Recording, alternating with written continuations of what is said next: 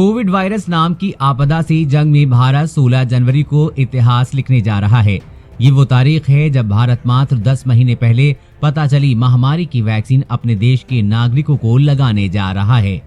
यूं तो वैक्सीन विकसित करने में वैज्ञानिकों को 5 साल तक लग जाते हैं, लेकिन इस बार खतरा बड़ा था।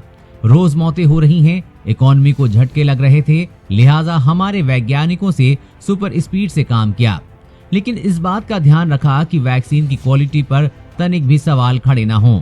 इसी का नतीजा ये है कि 16 जनवरी 2021 को भारत में कोरोना की पहली वैक्सीन लगने जा रही है। देश के प्रधानमंत्री नरेंद्र मोदी ने देश को ये खुशखबरी दी है। उन्होंने ट्वीट में लिखा है कि कोरोना से लड़ाई में 16 जनवरी को एक महत्वपूर्ण कदम आगे बढ़ाने जा रहे हैं। इस दिन से नेशनल लेवल पर वैक्सीनेशन ड्राइव शुरू होगा। इसमें हमारे बहादुर डॉक्टरों, हेल्थ केयर वर्कर्स, सफाई कर्मचारियों सहित सभी फ्रंटलाइन वर्कर्स को प्राथमिकता दी जाएगी। 16 जनवरी से वैक्सीनेशन शुरू करने का फैसला भी सोच समझ कर लिया गया है। लोहड़ी, मकर संक्रांति, पोंगल और माघ बिहू जैसे त्योहार 15 जनवरी तक निपट जाएंगे। इसके बाद देश कोरोना के खिलाफ अपनी आखिरी लड़ाई की शुरुआत करेगा। वैक्सीनेशन के पूर्वाभ्यास के लिए अब तक 2 बार देशव्यापी ड्राई रन भी किया जा चुका है। ये पहले ही तय हो चुका है कि वैक्सीनेशन के पहले चरण में 3 करोड़ भारतीयों को वैक्सीन लगाई जाएगी, जिन्हें 3 ग्रुप्स में बांटा गया है। पहला ग्रुप हेल्थ वर्कर्स का है। इसमें स्वास्थ्य सेवाओं से जुड़े 1 करोड़ कर्मचारी शामिल होंगे। दूसरा ग्रुप होगा फ्रंट लाइन वर्कर्स का। इसमें केंद्र और राज्यों की पुलिस, अर्धसैनिक बलों, आपातकालीन सेवाओं से जुड़े कर्मचारी और निगम कर्मचारी शामिल होंगे।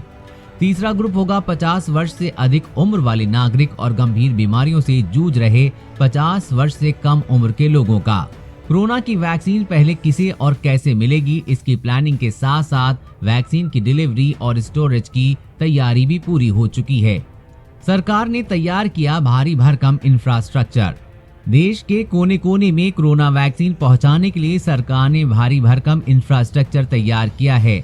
कुल 2900 कोल्ड चेन पॉइंट्स बनाए गए हैं, 240 वॉक इन कूलर हैं, 700 वॉक इन फ्रीजर्स हैं, 45,000 रेफ्रिजरेटर हैं, 41,000 डीप फ्रीजर्स हैं और 300 सोलर रेफ्रिजरेटर की व्यवस्था की गई है।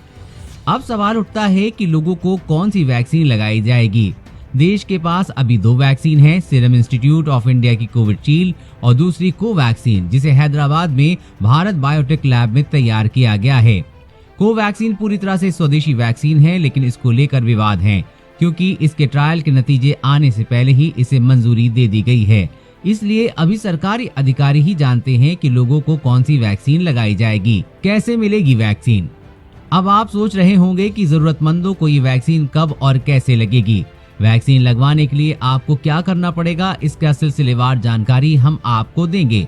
पहले चरण में डॉक्टर्स, नर्स, मेडिकल स्टाफ और दूसरे हेल्थ वर्कर्स को वैक्सीन लगेगी। इसके बाद फ्रंटलाइन वर्कर्स का नंबर आएगा। इनका डेटा सरकार के पास पहले से ही उपलब्ध है, इसलिए इन्हें खुद को रजिस्टर करवाने की जरूरत नहीं पड़ेगी।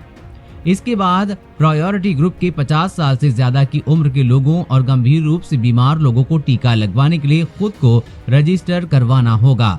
इसके लिए कोविन का नाम ऐप बनाया गया है, हालांकि अभी ये ऐप लॉन्च नहीं हुआ है। कैसे कराएं रजिस्ट्रेशन? इस ऐप के लॉन्च होने के बाद आपको इसे डाउनलोड करना होगा या फिर कोविन पोर्टल पर जाना होगा। ऐप आने के बाद आप खुद को सेल्फ रजिस्टर करा सकते हैं। वैक्सीनेशन रजिस्ट्रेशन के ऑप्शन को सेलेक्ट करने के बाद आपको अपना ब्यौरा भरना होगा, फोटो अपलोड करनी होगी और फोटो वाला कोई पहचान पत्र अपलोड करना होगा। इसके बाद आपके रजिस्टर्ड मोबाइल नंबर पर मैसेज आएगा जो आपके रजिस्ट्रेशन को कंफर्म करेगा। इसके बाद वैक्सीन की पहली डोज के लिए वैक्सीनेशन सेंटर का नाम, दिन और समय की जानकारी आपको SMS से मिलेगी। इसी तरह दूसरी डोज की जानकारी मिलेगी। बिना फोटो ID के रजिस्ट्रेशन नहीं हो सकेगा।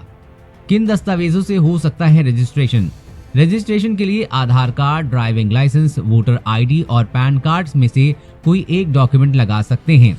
इसके अलावा passport, job card, pension documents, MNREGA card, bank, post office की पासबुक को भी आप रजिस्ट्रेशन के लिए इस्तेमाल कर सकते हैं।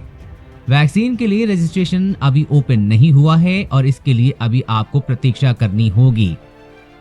रजिस्ट्रेशन के बाद अब वैक्सीन के लिए आपको मैसेज मिल जाएगा और जब आप निर्धारित समय पर वैक्सीनेशन सेंटर पहुंचेंगे तो वहां पर आपकी फोटो आईडी की जांच होगी। फिर आपको वेटिंग रूम में ले जाया जाएगा। वेटिंग रूम में आपकी जानकारियों का मिलान होगा। फिर आपको वैक्सीनेशन रूम में टीका लगवाने के लिए जाना होगा। दूसरा डोज भी होगा जरूरी। टीका लगने पर आपको एक और मैसेज मिलेगा। इसके बाद 30 मिनट तक ऑब्जर्वेशन रूम में आपको रहना होगा। 28 दिन तक आपके पास तीसरा SMS आएगा जिसमें आपको वैक्सीन के दूसरे डोज के लिए बुलाया जाएगा।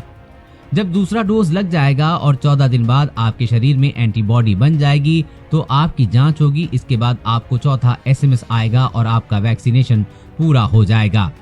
इस खबर के बारे में अपने विचार नीचे कमेंट बॉक्स में लिखकर बताएं। वीडियो को लाइक और अपने दोस्तों के साथ शेयर करना न भूलें।